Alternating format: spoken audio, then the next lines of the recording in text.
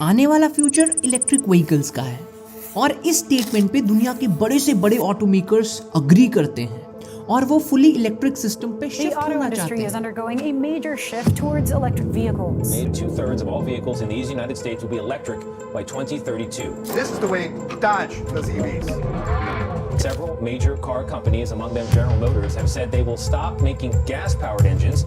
पर इसी स्टेटमेंट की दूसरी तरफ टोयोटा और सुजुकी जैसे दिग्गजों का मानना है कि फ्यूचर इलेक्ट्रिक ना होके हाइब्रिड्स और सीएनजीज का है। तो क्या सच में इलेक्ट्रिक व्हीकल्स हमारे फ्यूचर हैं या फिर वो एक स्कैम है?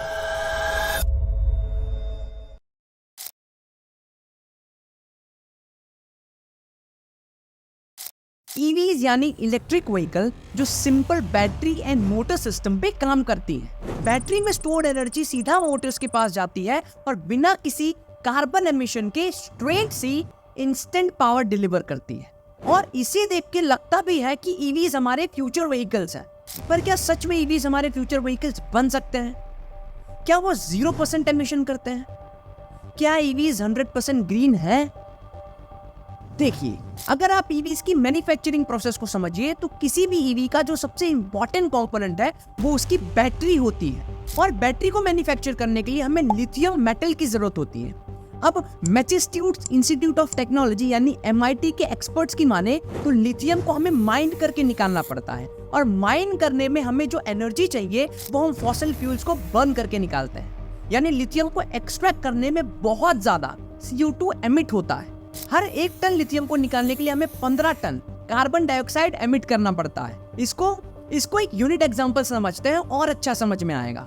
रेफरेंस के रूप में मानिए कि हमारे पास महिंद्रा XUV 400 है जो कि एक ईवी कार है और इस कार में एक 40 किलोवाट आवर की लिथियम आयन बैटरी आती है।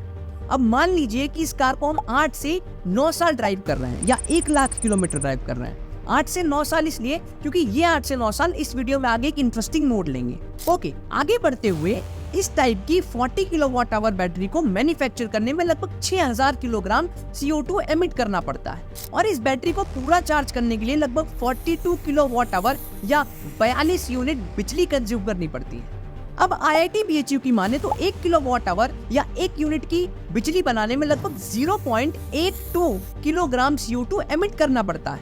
तो इस हिसाब से इस कार को 1 लाख किलोमीटर चलाने में लगभग 14,610 किलोग्राम CO2 एमिट करना पड़ेगा, ये मानते हुए कि ये कार फुल चार्ज में 400 किलोमीटर की रेंज देती है।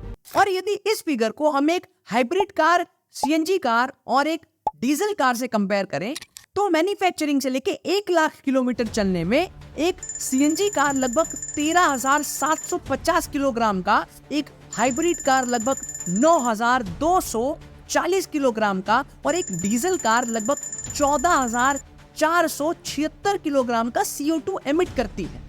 अब ये आंकड़े एग्जैक्ट तो नहीं है पर वास्तविकता के आसपास ही हैं। आप वीडियो पॉज करके ये कैलकुलेशंस चेक कर सकते हो और अगर आपको इसकी इन डेप्थ कैलकुलेशन चाहिए तो कमेंट करो यस। खैर, रिजल्ट की बात करें तो हाइब्रिड कार्स यहाँ पे बाजी मारती हुई नजर आती हैं। यहाँ तक कि डीजल कार्स ने भी ईवीज को पछाड़ दिया है।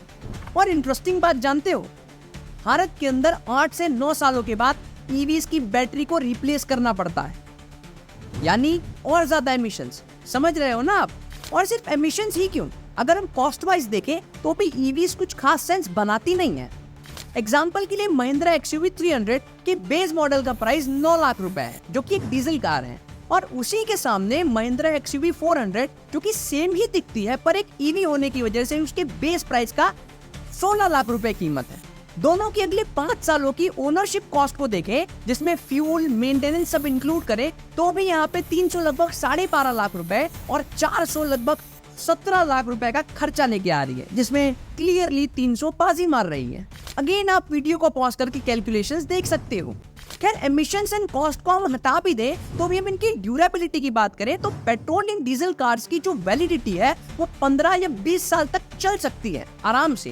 पर ईवीज में ये प्रॉब्लम है क्योंकि उनकी बैटरी जो है वो 8 से 9 साल के बाद हमें रिप्लेस करनी पड़ेगी, तो वो एक मेजर खर्चा लेके आती। लेकिन टिन कार्स आपको ये सजेस्ट करता है कि ईवी से ज्यादा अच्छे CNG और हाइब्रिड कार्स हैं, एटलीस्ट अभी के लिए। और ईवीज एक ही कंडीशन पे अच्छे हो सकते हैं कि उनको चार्ज करने के लिए जिस इलेक्ट्रिसिटी का यूज किया जा रहा है वो इलेक्ट्रिसिटी रिन्यूएबल सोर्सेज से जनरेट की जाए, जैसे wind energy, solar energy, etcetera etcetera. यदि इस वीडियो में कुछ त्रुटि बन गई हो तो क्षमा चाहूंगा और कमेंट्स में आपकी राय जरूर पढ़ना चाहूंगा कि आपको वीडियो कैसी लगी। सब्सक्राइब करें।